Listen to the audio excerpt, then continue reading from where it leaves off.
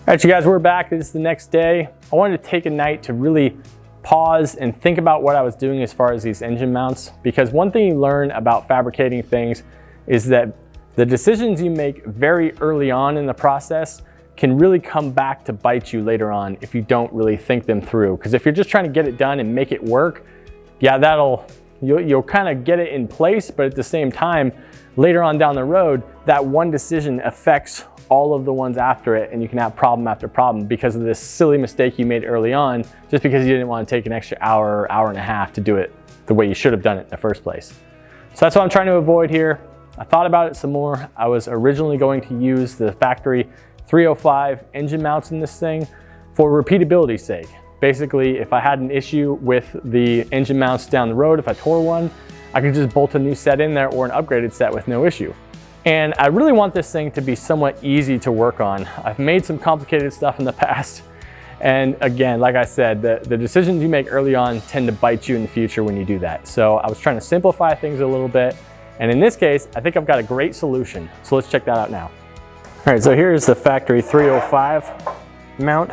And you can kind of see, it has these little kickouts here on each side. So I could easily create a bracket that would fit around this thing. And it would be very easy to change out with a factory one if it ever tore or something like that. But I did want something a little bit more sturdy anyway. So enter the shackle bushings. This is actually a kit to drop the rear of the truck about 4 inches. These are spring hangers for the rear axle. And what I'm going to do is I'm going to repurpose them into engine mounts. So they have the shackle bushing style that I was looking for. Very simple and easy to create a bracket around this.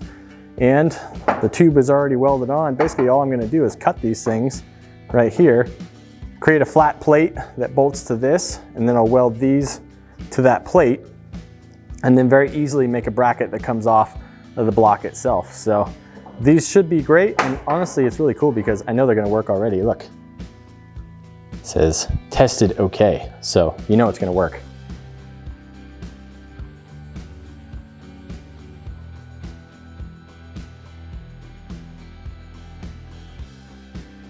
Really need to get my vise installed in here. That would help. All right, so I got my new plate made here. That's going to go in the place of the original motor mount. So the plate's going to go there. I'm going to cut this along here. That's going to go against there, and then I'll have to make the bracketry coming off of the block itself. So let's get this bolted on, put back in place. We'll get started. So one of the issues I'm working on right now is trying to make sure that the engine is completely level and that it's set the way I want it to in the frame. Because again, once you make these motor mounts, that's where the engine is going to set from here on out. So trying to check the angle of the engine side to side this way. We're perfectly level, we're in good shape there. Now, front to back, I would like to drop the front end down a little bit more just to get a little bit of the rake out of there.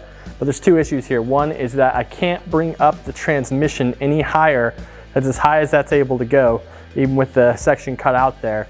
So that's as high as it can go. So all I can do is bring the front down. Now that won't dramatically change the engine angle unless you bring it down a major amount, say 3-4 inches, and that's just not going to happen. I'll have to say that because this engine is not carbureted, I'm not particularly concerned about the angle of the engine right now, because primarily what that's going to be affecting is going to be affecting drive shaft angle where it comes out of the transmission. And because I'm going to be doing an axle flip kit, I can then position the rear pinion to whatever angle I desire. So I can kind of compensate for all of that. So right now we're sitting at about 6 degrees of tilt on the engine, which, while not amazing, is also not outside the realm of possibility. I think it's going to be just fine doing that. So 6 degrees tilt, dead level across the front. I think we're in good shape. I also cannot drop the front any further for 2 other reasons. One, because it's going to make building headers for this thing nigh impossible because they're going to come directly into the frame itself. It's going to be tight enough as it is.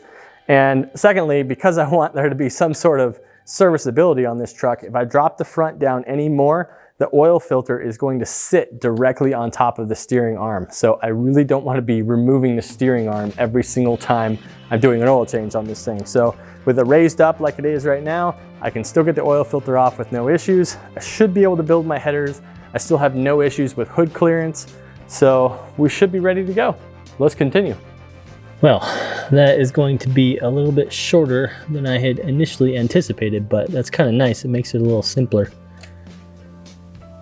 So 3 inches maximum to the top of the tube. All right, I've got the shackle bushing cut down. I went ahead and cleaned all the old powder coat off with a wire wheel. I got it tacked into place, so we're kind of mocked into place. Now with something like this, a motor mount where it's going to be down low, you're never going to see it really. It only makes sense to MIG weld this sort of thing. It gets done so much faster, and it's perfectly fine. It'll be just as strong. There's no issue with that at all. However, I have not gotten a chance to TIG weld in 1.5 years since we started making our transition over here. So yeah, I'm jonesing to do some TIG welding, and even though there's absolutely no reason to do this on this motor mount, that's what I'm gonna do. We'll see how it turns out. I might be a little rusty.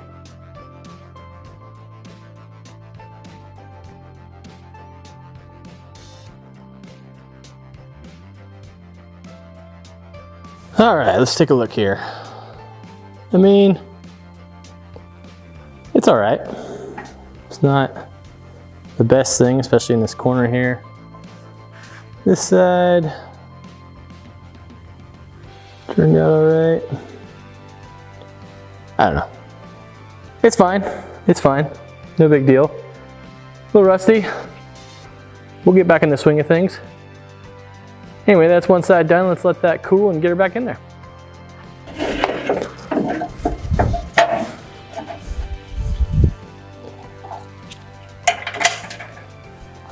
All right, so now we got our motor mount back in here. We got the sleeve put in there with the bushing. So now we need to measure for our actual brackets coming off of the block.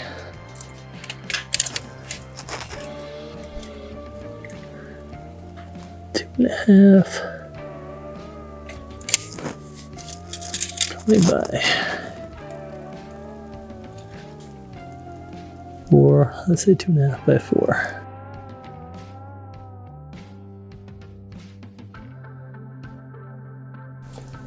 Well, what do you think? Here it is. This is the part that bolts directly to the block itself. I went ahead and TIGged this one up too, even though again, there's no actual reason to do so. But anyway, I think it turned out pretty cool. All 3/16 plate should be plenty strong enough. It added the brace across the top. Let's get her bolted back on.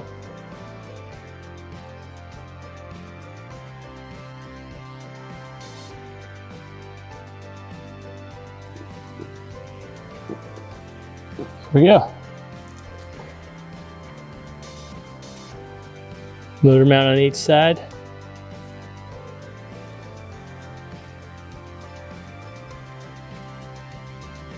All right, so there it is. We've got the motor mount done on the passenger side, both the side that bolts to the engine and the side that bolts to the frame itself.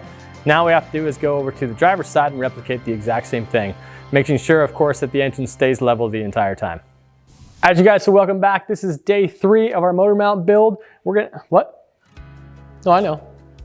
Yeah, I know 3 days is a long time to spend on building a set of motor mounts, but hey, cut me some slack, all right? It's been a long time since I've done this kind of thing, and fabrication takes a little while, okay? Okay, so something that is making this side a bit more of a challenge is that the actual mounts for the block set a lot further forward on this side than the plate is, so it's going to be offset in order to match up properly. So that's definitely making it a bit more of a challenge, but it's something that I'm up for. Let's do it.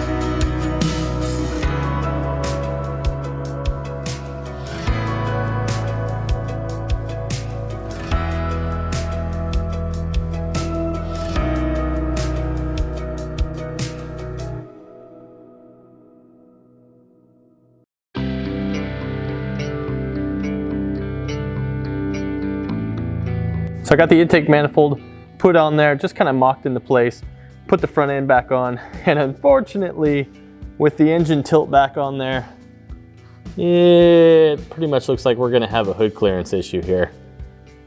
So that's a bit of a bummer because I was planning on using this intake, but at the same time, it's not the end of the world because I actually don't really love the looks of this one. I prefer the car version where the throttle body just comes out straight out of the front of the intake manifold. So I'm gonna try to find one of those intakes and use that instead because that I think just looks cleaner anyway, and then I'll solve my hood clearance issues.